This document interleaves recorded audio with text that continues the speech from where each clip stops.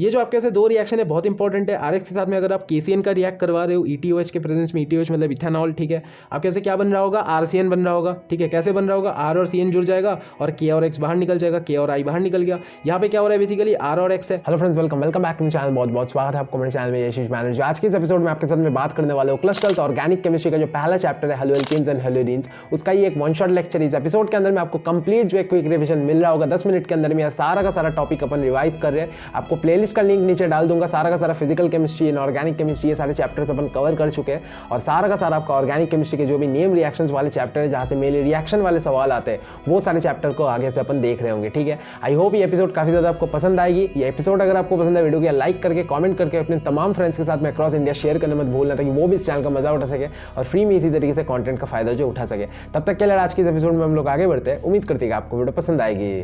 तो यार जैसे कि आप देख सकते हो क्लस्टर्स हेलोएल्केन्स एंड हेलोरीन्स का पूरा नोट्स जो एक पेज के अंदर में लेकर के आ चुका हूँ और बहुत शानदार नोट्स यार बना है ऑर्गेनिक केमिस्ट्री के लिए। सबसे पहले तो मैं आपको बताना चाहूँगा, कोई भी चैप्टर के बारे में अपन बात कर रहे होते हैं ऑर्गेनिक केमिस्ट्री का, उसमें यार दो चीज़ इंपॉर्टेंट होता है। एक होता है आपका प्रिपरेशन, एक होता है आपका रिएक्शन, ठीक है ना। तो प्रिपरेशन क्या होता है, जैसे कि आपका ये चैप्टर है आरएक्स। आरएक्स मतलब क्या है, ये आर मतलब है कार्बन का चेन हो गया, ठीक है, जैसे कि CH3 हो गया, C2H5 हो गया, ठीक है। तो ये सारा चीज़ आपको मैं आगे बता रहा हूँ और साथ में आप मान लो कि जो एक्स है इसके अंदर में क्या आता है आपका फ्लोरीन, क्लोरीन, ब्रोमीन, आयोडीन, ये सारा जो आपका हैलोजन कंपाउंड से वो आ रहा होता है, ठीक है ना। तो वहां से ये नाम आता है हेलोएल्केन्स, ठीक है ना, हेलोएल्केन्स एंड हेलोरीन्स, ठीक है।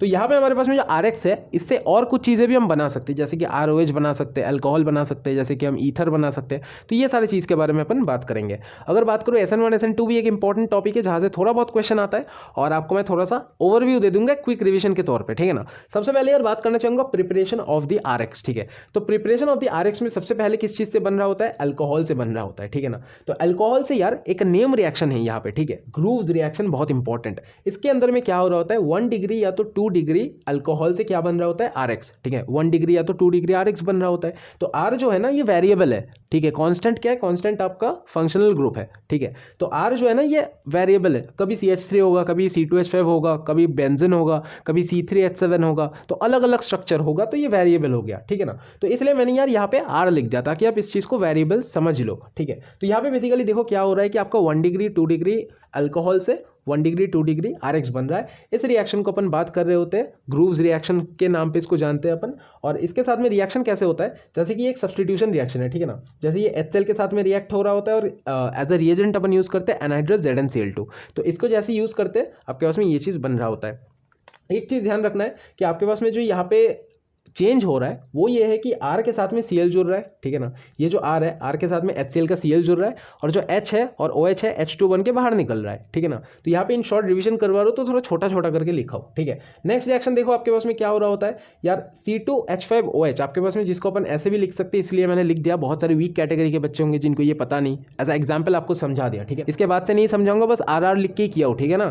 तो यहाँ से सीख लो क्या बता रहा हूँ। यहाँ पे आपके पास C2H5OH भी होता है, कभी कभी CH3CH2OH भी लिखा होता है, ये दोनों सेम ही चीज़ है, ठीक है ना। कार्बन का नंबर देखो, यहाँ पे 1 है, यहाँ पे 2 है, तो C2 ऐसे लिख दिया अपन इसको, ठीक है। हाइड्रोजन का काउंट करोगे तो ऐसे ऐसे होता है। बाकी आप देखो बेसिकली क्या हो रहा है, SOCl2 के साथ में आप रिएक्ट करवा रहे हो, पीरियडिन के प्रेजेंस में आपके पास में आरएक्स बन रहा होता है। ये जो इंपॉर्टेंट रिएक्शन है आपके पास फिंकेल्स्टीन रिएक्शन, ये रिएक्शन बेसिकली जो है ना आरएक्स से ही आरएक्स को बनाता है, ठीक है। जैसे RBr क्लोरीन या तो फ्लोरीन के अंदर से अपन रिएक्ट करवाते हैं NaI के साथ में, और I जो है हमारे पास में R के साथ में जुड़ जाता है, Na और Br या तो NaCl या तो Na फ्लोरीन, ये सब मिल करके बाहर निकल जाता है, ठीक है ना। तो ये जो रिएक्शन है एसीटोन के प्रेजेंस में होता है, थोड़ा सा हीट अपन कर रहे होते हैं और आपके से फाइनली जो प्रोडक्ट बनता है RI। तो फिंकेल्स्टीन रिएक्शन को याद रखना, इट इज अ रिएक्शन जो हमारे पास में RI को फॉर्म कर रहा होता है, ठीक है ना। अगर बात करूँ स्वर्ट्ज रिएक्शन, और एक रिएक्शन है जो हमारे पास में सिमिलर तरीके का रिएक्शन है, जैसे इसमें RI फॉर्म कर रहे थे फिंकेल्स्टीन में, उसी तरीके से हमारे स्वर्ट्ज रिएक्शन में जो RF फॉर्म करेंगे, ठीक है ना। तो एक फ्लोरीन वाला कंपाउंड अपन फॉर्म कर रहे होंगे। तो ये रिएक्शन जो RCl से हो रहा होता है, Hg2F2 आपके पास में रिएक्टेंट यूज होता है, ठीक है ना,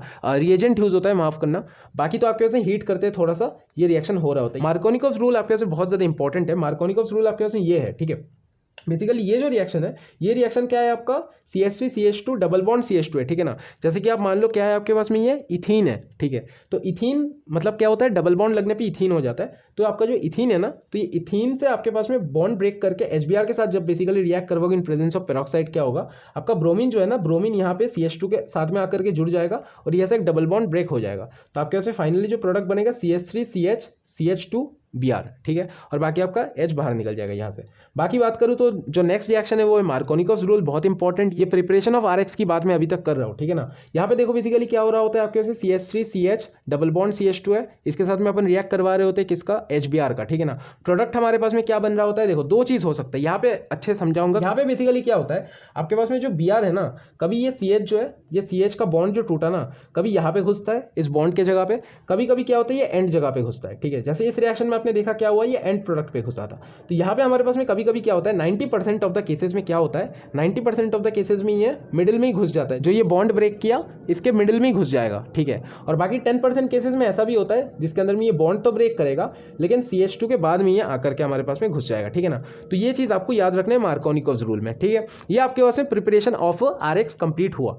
अगर मैं बात करूं आपके पास में जो नेक्स्ट टॉपिक है that is reactions of the RX, ठीक है। यहाँ पे आपके पास में बेसिकली क्या हो रहा होता है, आपका RX जो है ना, RX से आप बेसिकली क्या कर रहे होते हो, यहाँ पे रिएक्ट करवा रहे होते हो आपका MOH के साथ में, और यहाँ पे सब्स्टिट्यूशन हो रहा है, क्या हो रहा है आपके पास में, ये X और M मिलकर के MX बन के बाहर निकल रहे हैं, ROH साथ में जुड़ रहा है, ये समझाने के लिए किया हो। बाकी आपके पास फटाफट कवर करते हुए यार, जो भी आपके पास में यहाँ पे RX से आप बेसिकली ROR भी बना सकते हो। ROR मतलब ईथर होता है, ठीक है। ROR कैसे बना सकते हो, NaOR डैश मतलब क्या होता है, NaOC2H5 हो सकता है, NaOCH3 हो सकता है, ठीक है ना। R और R आपका दो साइड में रहेगा, यहाँ पे जो R है और आपका यहाँ पे जो R डैश है, ये दोनों आपका दो साइड में रहेगा, बीच में O आ जाएगा, NX बाहर निकल जाएगा, ठीक है, सिंपल चीज़ है।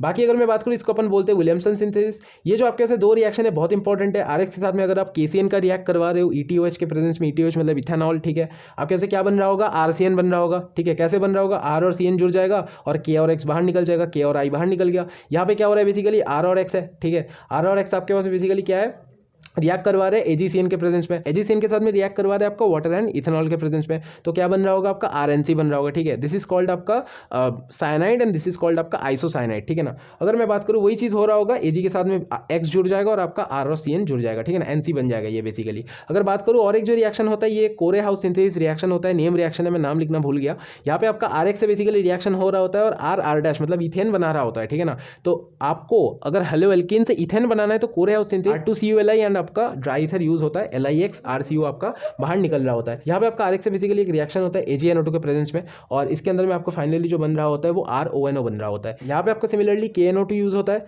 आपके उसमें क्या बन रहा होता है, NO2 और R जुड़ जाता है, बाकी KX बाहर निकल जाता है। तो बहुत सिंपल रिएक्शंस थे। तो आपका RX का सारा प्रिपरेशन रिएक्शन मैंने कवर करवा दिया। अब SN1 SN2 का बहुत बच्चों का क्वेश्चन होता है, देखो यार क्विक रिविजन करवा रहा हूँ ना तो फटाफट कवर करवाना होगा।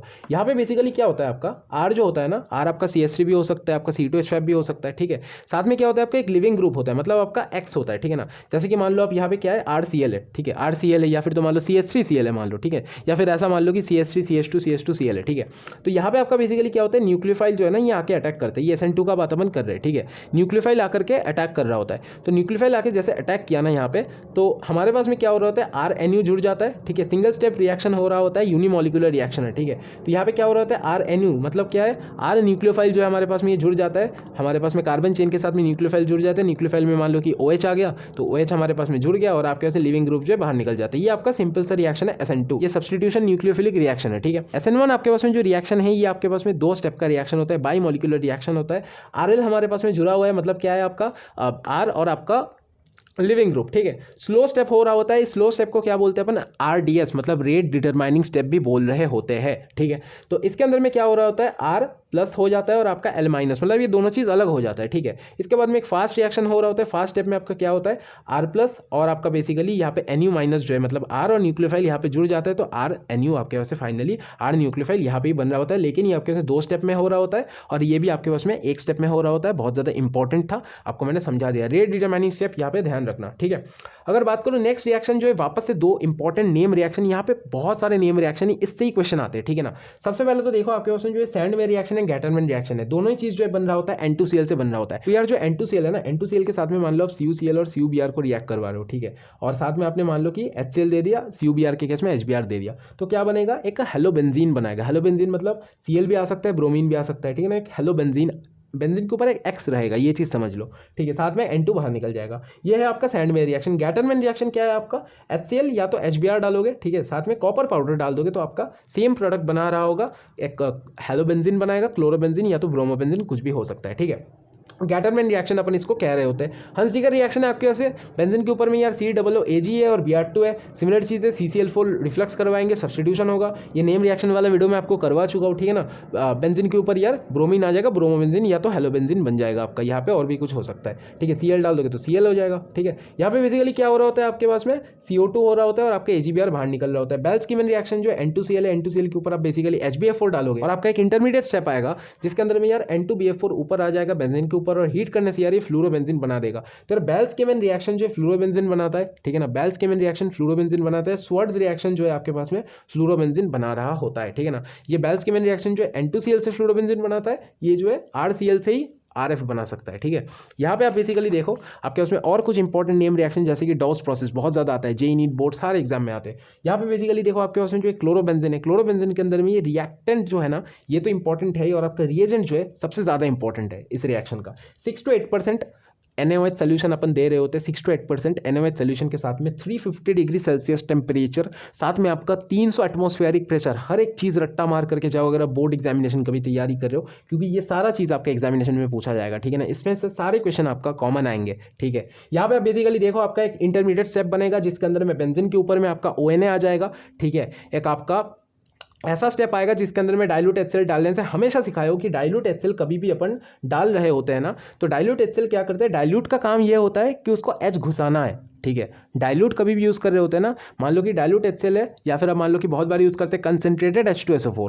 कंसनट्रेटेड H2SO4 का मतलब है कि उसके अंदर में से कभी भी वो रिएजेंट देखोगे इसका मतलब ये होता है कि वो पानी निकालता है। आपको ये DDT का रिएक्शन मैं सिखाऊंगा, यहाँ पे आपको समझा दूंगा मैं। फिलहाल तो बता रहा हूँ कि आपका जो डाइल्यूट HCl है ना, डाइल्यूट का काम होता है कि हाइड्रोजन घुसाना। तो कभी भी ONA के अंदर में डाइल्यूट HCl डालोगे तो वो OH बना देगा, ठीक है ना। ONA के अंदर में डाइल्यूट HCl डालने से OH बना देता है, ठीक है। ये आपके पास में जो एक इंपॉर्टेंट रिएक्शन है। फिर आपके पास में ये जो रिएक्शन है ना इसके अंदर में सिमिलर चीज़ होता है, क्लोरोबेंजीन का ऑर्थो पोजीशन पे आपके पास में बेसिकली पैरा पोजीशन पे माफ करना क्या है आपका NO2 है, ठीक है। इसके अंदर में यार आपको थोड़ा सा अलग चीज़ देना होता है, 15% NaOH सोल्यूशन देना होता है, साथ में 170 डिग्री सेल्सियस के साथ में डाइल्यूट HCl डालोगे, उसके बाद जो ये हमारे पास में एक फेनॉल में कन्वर्ट होगा, ठीक है ना। क्योंकि यहाँ पे NO2 आ जाता है तो यार आपको रिएजेंट में चेंजेस लाना पड़ेगा। अगर मैं बात करूँ वुर्ट्ज-फिटिग रिएक्शन बहुत इंपॉर्टेंट है। इसके अंदर में क्या होता है आपका ब्रोमोबेंजीन के साथ में रिएक्शन हो रहा होता है। ब्रोमोबेंजीन के साथ में किसका रिएक्शन होता है आपका RX का रिएक्शन होता है, ठीक है ना। साथ में आपका 2Na जो है ये भी हम रिएक्ट करवाते हैं। तो यहाँ पे बेसिकली क्या होता है ये C2H5 जो है ना, ये R जो है ना, ये R आपके पास में यहाँ पे जुड़ जाता है। तो यहाँ पे हमारे पास में क्या तैयार हो रहा है, RR बन रहा है, ठीक है ना।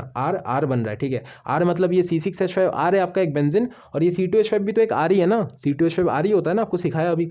तो ये आप बेसिकली समझ लो। Na आपके पास में जो है Br को लेकर के बाहर निकल जाएगा, तो यहाँ पे हमारे पास में 2NaBr बन के ये बाहर निकल जाएंगे। फिटिक रिएक्शन जो है बहुत इंपॉर्टेंट है, बाइफिनाइल तैयार कर रहा होता है, ठीक है ना। इसको बाइफिनाइल या तो डाइफिनाइल भी बोल सकते हो। ये जो आपके पास में है ना दो ब्रोमोबेंजीन है, दो ब्रोमोबेंजीन के साथ में आपका 2Na को रिएक्ट करवा रहे हैं in presence of dry ether. ये दोनों रिएक्शन ही ड्राई ईथर के प्रेजेंस में हो रहा होता है, याद रखना। ये दोनों रिएक्शन बनने के बाद में आपका ये जो रिएक्शन होगा इसके अंदर में यार आपका NaBr जो है बाहर निकल जाएगा, दोनों बेंजीन जो है यहाँ पे 2 बेंजीन है तो दोनों बेंजीन जो है साथ में जुड़ रहा होगा, बीच में यार एक डैश बना देना, आपके पास में दोनों बेंजीन एक साथ कनेक्ट होकर के बाइफिनाइल बना देगा, ठीक है।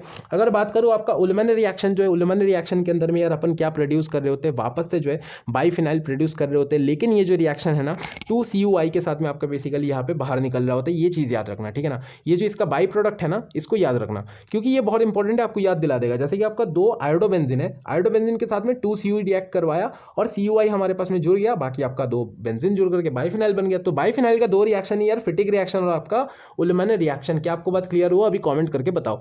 लास्ट पे यार 2-3 टॉपिक बचा रह गया, जैसे कि आपका DDT है, DDT is used as insecticide और आपका DDT का फुल फॉर्म क्या है ये भी पढ़ लेना। DDT का रिएक्शन के बारे में बात करूंगा जिसको समझने में बच्चों का बहुत ज़्यादा प्रॉब्लम होता है। अगर मैं बात करूँ इस रिएक्शन में आपका बेसिकली 2 क्लोरोबेंजीन है, ठीक है। तो इन 2 क्लोरोबेंजीन के अंदर में आपका यहाँ पे जो है क्लोरल के साथ में जैसी रिएक्ट करवाएंगे, ये क्या है CHO CCl3, ठीक है ना, CCl3 CHO, ये पूरा जो चीज़ है ये हमारे पास में क्या कहलाया जाता है, क्लोरल, ठीक है ना। यहाँ पे मैं नहीं लिखा हूँ, चलो लिख देते हैं थोड़ा सा, ये कहलाया जाता है क्लोरल, ठीक है, दिस इज कॉल्ड क्लोरल।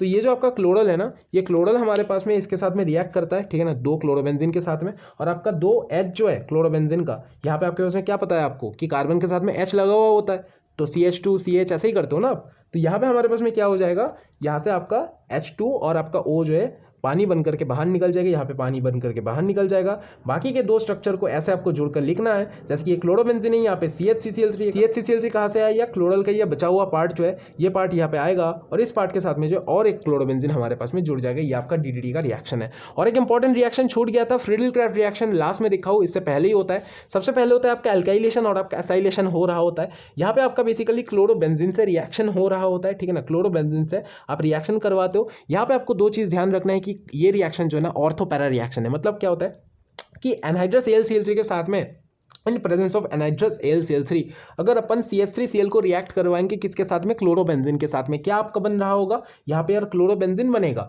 लेकिन आपका ऑर्थो पोजीशन जो है ना, ये ऑर्थो पोजीशन पे आपका एक CH3 आ जाएगा, जो कि एक माइनर प्रोडक्ट होता है, कम परसेंटेज में तैयार हो रहा होता है। और ज़्यादा परसेंटेज पे कौन तैयार हो रहा होता है जनाब, ये आपका क्लोरोबेंजीन, जिसका पैरा पोजीशन पे जो है एक CH3 आ जाएगा। तो कुल मिला के हो क्या रहा है, ये जो CH3 है ना, इसके यहाँ पे घुस रहा है कभी, इसका यहाँ पे घुस रहा है कभी, ठीक है। तो ये आपका जो है एल्काइलेशन है और आपका एसाइलेशन भी और एक रिएक्शन होता है। एसाइलेशन मतलब क्या होता है, COCH3 पार्ट जो है ये घुस रहा होता है। तो जैसे कि आपका क्लोरोबेंजीन के साथ में CH3COCl को रिएक्ट करवा रहे हो, तो आपको वापस से जो है एनहाइड्रस AlCl3 प्रेजेंट रखना होगा, थोड़ा सा हीट देना होगा। क्या आपका बनेगा, ऑर्थो पोजीशन पे COCH3 बन जाएगा और आपका यहाँ पे जो है पैरा पोजीशन पे भी घुस जाएगा, ठीक है। तो ये आपका कंप्लीट जो है रिएक्शंस थे, जो आपका पूरा का पूरा हेलोएल्केन्स हेलोएरीन्स। यार थोड़ा सा लंबा बन गया वीडियो यार, 20 मिनट 15 मिनट के आसपास यार बन गया।